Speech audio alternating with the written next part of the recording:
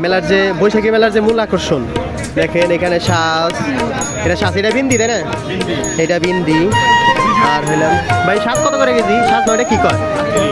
আকরি কয় টাকা কেজি? আকরি হইলাম 200 টাকা কেজি। আর এই বিন্দি কয় টাকা কেজি?